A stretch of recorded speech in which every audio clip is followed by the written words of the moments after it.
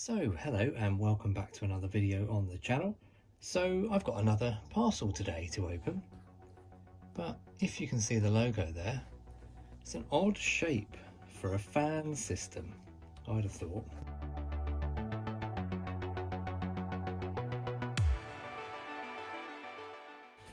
Very nicely worded there for me as Mr. L.O. Brow. Very good, Mr. Lowbrow. But this, some of you might already guess what this is, but a package from TroopaCoola. So this arrived today, very kindly from Mark, and I thought I'd do a full-on unboxing video because I haven't seen this in the flesh yet. This is still fully sealed and I'm very excited to open it. So let's get going. Carefully does it.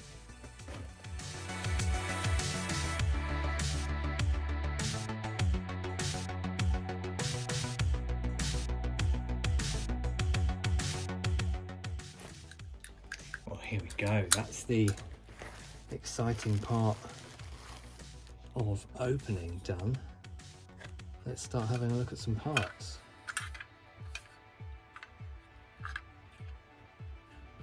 Okay, just gently working my way through this. Obviously then a very nicely machined. That is, I don't know a lot about metal machining, but sort of a machined ring around here. That's all very precise. No rough edges on that. Really neat and tidy. Same here. So yeah, everything there is looking very pristine. Let's see if I can get that as part of the stock. It's actually in the barrel. Oh, there we go. So many of you, and me also, are probably very familiar with another popular resin kit out there. Used to be around £45 or so. I might as well just name it. We all know it anyway. It's Doopy-Doos. And it was a very low cost resin kit. So about £45, but sadly they were known for very limited customer communication. So you place an order and at some point it will probably turn up. Well, that was quite a generic kit to a degree, and I'm now understanding that more as I see these really nicely detailed individual parts. Obviously, you know, there's a bit of tidy up work to do. That's normally, that's expected really. But if I just show this on here, you know, the quality of that, it really is a lovely piece. And this obviously is just part of the front sight. Sorry, the stock, obviously, that goes underneath the gun there. So I'd have to look. I've never seen them in this much detail. So that is fantastic.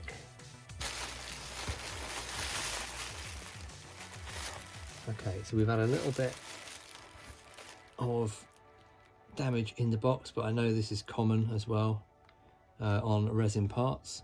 So again, there are no problems really. The actual main surface that you're going to see is nice and clean. It's obviously come out of the molds nicely. Under here, a bit of tidy up work. But if you've ever dealt with a Doopy-Doos kit, most of this was solid. There was the middle of this was solid. It was not nicely laid out like this, and obviously it then didn't have the separate parts that actually go on it. Wrong way around. So yeah, this is again going to be a much more detailed kit once it's all put together. Apologies because again I've never actually had a sterling that this is moulded from, so my knowledge of the actual parts, how they exactly fit together, is limited as I've only ever had the Doopy-Doos kit. But very nice. Obviously again that needs a bit of repair, which is fine. That is then from the centre of the comes out of there, I do believe, which again very nice that it's a separate moulded part. Parts we will all know and love. The magazine, very nice. Yeah, that's, oh, okay. It's a nice size magazine as well. Again, the some kits on the market, has stopped naming one, but have a really small magazine and it looks absolutely tiny. At least this one's got a bit of extra size to it, which is great. So again, that fit in nicely. Something I have noticed, which is not a criticism, but that there's no writing on here, which is fine. So I guess you could, if you want, try and sort of etch in the writing.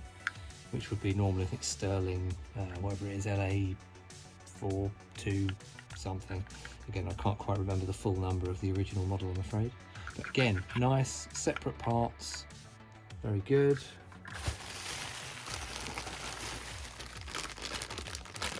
Nice touch that the grip is already black.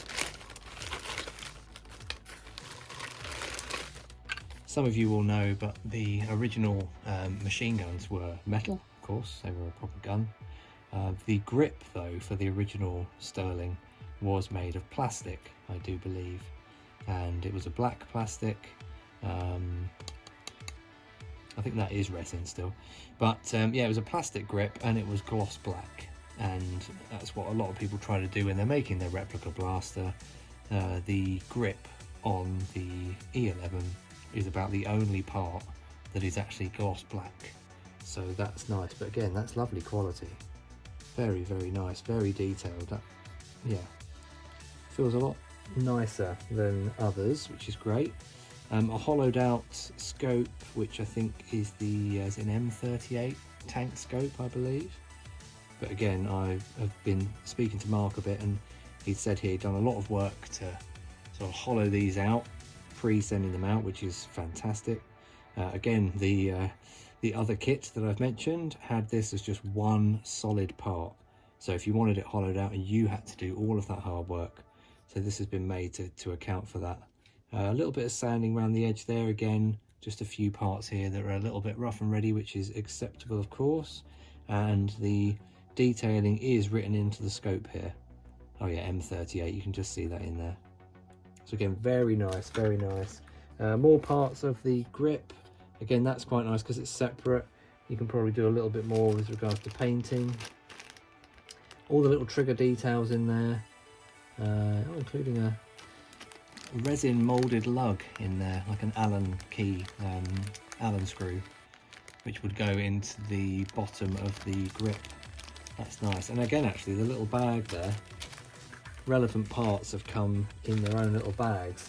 So if you're very new to it, then you've actually got almost a descriptive system, so you could go through it piece by piece.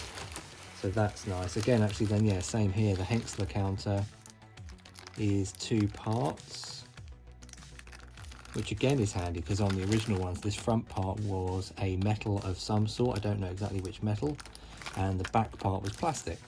So again, they have different paint finishes. So even if you wanted to prepare your parts and then maybe paint them before putting it together, then you could do that. That's actually got a really nice detail. This has captured a lot of detail that I wouldn't necessarily have expected. That's the almost little eagle logo in there. This is 100 times better than the Doopy-Doos one. I remember this having to machine this out myself with a Dremel because it was so soft and sort of non-defined. So again, a lot of detail. Actually, these parts as well, much more detailed than the Doopy-Doos kit. So again, great work on there. In fact, look at that. This detail here again is very sharp, which again is the part that goes on the front end of the Henxler counter. That is really very, very nice. Very, very nice.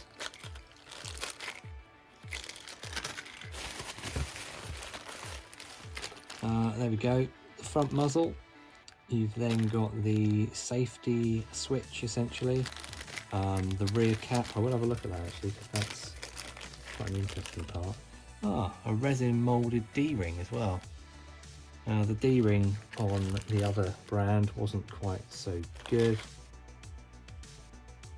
That's nice as well, the rear sight. The front muzzle, yeah, see that again, I'm actually looking as we speak into the distance. I might well do a comparison at some point of this versus the Doopy-Doos as it's so popular. But that is again super sharp, super sharp. Very nice front sight. It's got that slight knurling pattern to it as well, which is good. And again, for other resin kits, they came as a single part, so you had to basically cut out the middle of it, which was not at all ideal. That's for the rear. That's basically the part of the locking mechanism for this. There we go. Yeah, you got the front sight there, which is great. Again, already molded. That's the little lug that goes on the front left. You've got the rear, that's for the D-ring. And then you've got a couple of the, I can't remember the name for it now. They're to try and stop you getting basically burnt.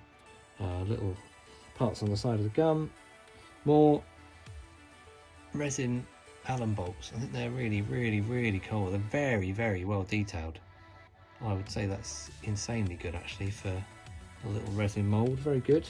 And then the end cap, that's going to require, as actually my previous ones have done, that will require a bit of cleaning up because there's a lot of excess on here. Again, that's fine, but the actual detailing of it, very nice. I like that. You can actually feel the texture in there. Very good, very sharp. These details in here, absolutely pinpoint sharp in there. Very good. So that's most of that. That's fantastic. Oh, okay, yeah, so there are some resin T-tracks in here, which I hear you can heat up with water and use these, or of course you could go for a upgraded set. I think many would probably go for upgraded. Me personally, I'll probably, well, I might give these a go, obviously for the purposes of this, but then the original ones were plastic, so again that would feel natural to me. This is nice. So you then got the power cylinders. Again, look at that. Separately molded. Again, needs a bit of touch up underneath, which is fine. And then, okay, these as well need a little bit of sanding to fit them through, but you get the gist. That's going to be, again, not just one clearly solid piece, but all those separate details to build it up. Little end caps on there for that as well.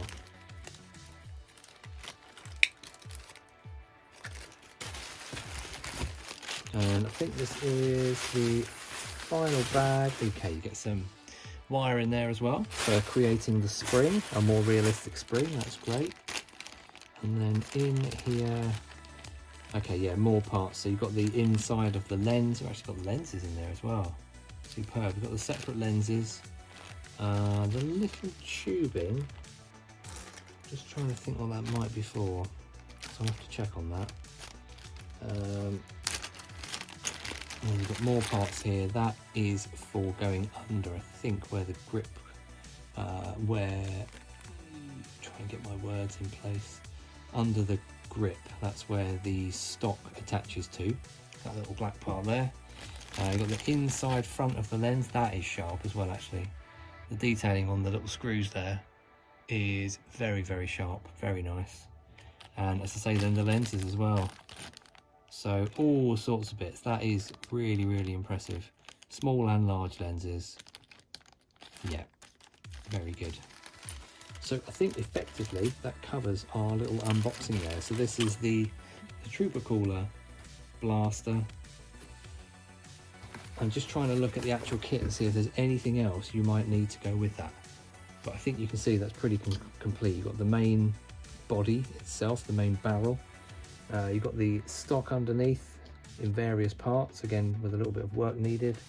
You've then got the magazine, all the front nozzle pieces, rear end cap, Henxler counter, grip, scope, T-tracks, power cylinders. So yeah, it's all in there. More details to come. So it's just an unboxing today. The plan is to actually go through this as a build, and oh, there we go. Actually, look at that. Look at what I missed. Beautiful. Of course, that would go inside the blaster. Again, probably with a little bit of sanding.